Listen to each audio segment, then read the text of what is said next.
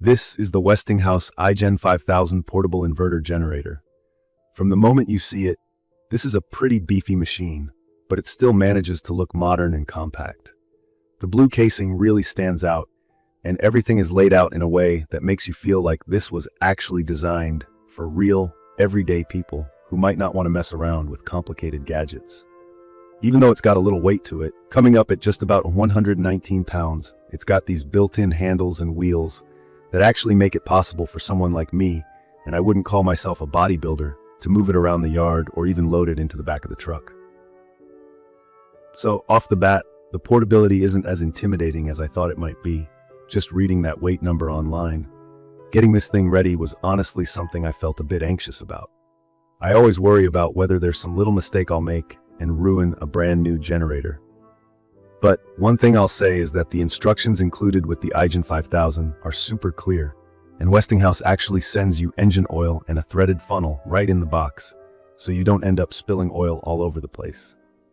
The oil cap and funnel both screw on, which is a small thing, but makes the first setup so much cleaner and less stressful.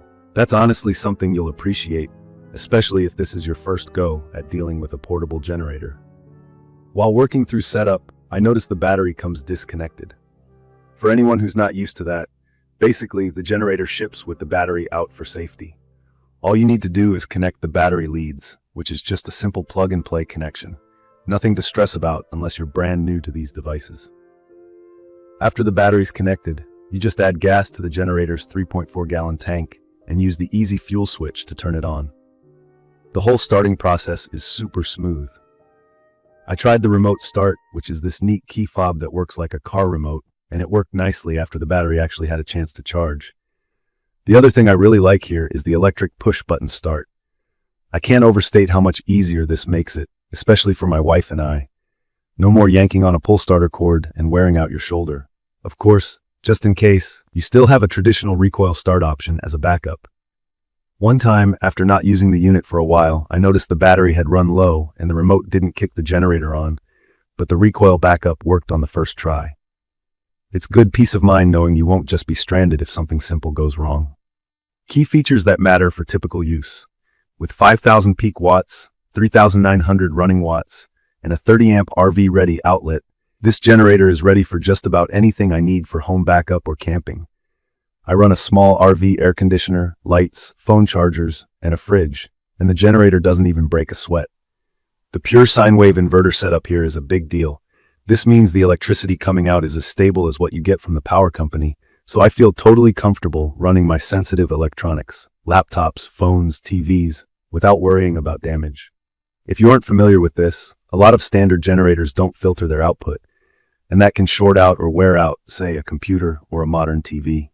Noise was one of my biggest concerns before buying, because I plan to use this near other campers and at home without annoying my neighbors.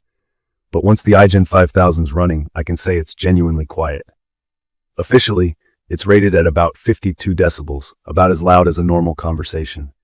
When I step back a few feet, the hum drops off quick and I can barely notice it. For me, this is a huge plus, since I hate that constant roar you get from typical generators. The unit also has eco mode, which varies the engine speed depending on the load, saving gas and cutting down the noise even more. On the fuel efficiency side, I get why Westinghouse talks up its variable engine speeds. I filled the tank up, which holds 3.4 gallons, and I got close to 18 hours of runtime on a light to moderate load, like running lights, charging phones, or keeping the RV fridge going. That means I don't have to wake up in the middle of the night for a top-up if I'm camping or stressing about fuel during a power outage. Just keep in mind, runtime changes a lot depending on how much you're drawing from the unit. The real-time LED data center tells me exactly how long I've got left, what the load is, the fuel level, and even the voltage output, which makes managing my power use so much simpler. Another thing I think new users will appreciate, the simple, clear layout of the outlets and controls. I don't have to guess what does what. There's a 30-amp outlet for the RV hookup, 2 standard 120-volt plugs, and even a couple of USB ports for phones or tablets. The power and reset switches are clearly labeled. Maintenance is also super easy, which is not always true for portable generators. The oil change port is right in front, the air filter is accessible, and the included toolkit, with a spark plug wrench and screwdriver, covers normal upkeep, I was also pleasantly surprised by how little it smelled when running. Sometimes, with older generators especially, you get that overwhelming gasoline and exhaust smell.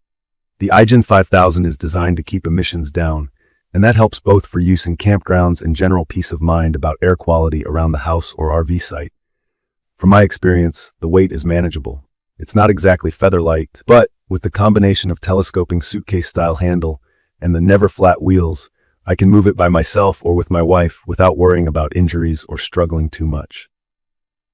If you're not able to lift heavy equipment, just keep in mind you'll still want a hand or at least a ramp to get it into a taller vehicle. Once on the ground, though, maneuvering isn't a hassle. Some minor issues I ran into. When setting up for the first time, I accidentally tried to start it with the battery not fully charged, so the remote didn't work initially. Had to use the pull starter, which, to be fair, worked on the first pull. For anyone new to generators, just remember to check the battery the first time and make sure you connect it correctly before firing up. I also want to mention the tank size. For me, the 3.4-gallon tank is a good middle ground. On lighter loads, 18 hours is more than enough, but if I had to run heavy loads straight through a multi-day outage, I'd need to plan for refueling. Not a negative, just something to keep in mind depending on what you need. In my opinion, the Westinghouse iGen5000 strikes exactly the balance I want between quiet operation, stable power for sensitive gear, and enough muscle to handle home or RV needs. I'd recommend this for anyone looking for a serious backup generator that isn't going to drive you crazy with noise or complicated setups. It's perfect for folks in smaller homes, RVers, or even job site users who need portable, reliable power.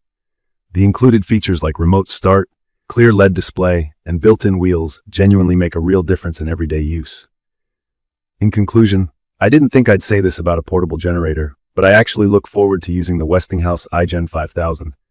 It takes away the usual stress and hassle I expect with this kind of product, from setup to day-to-day use. If you're like me and want something quiet, powerful, and really user-friendly, this quick review should help put your mind at ease. I will leave all the information about the Westinghouse iGen5000 portable inverter generator in the comments. I hope to see you again in the following videos.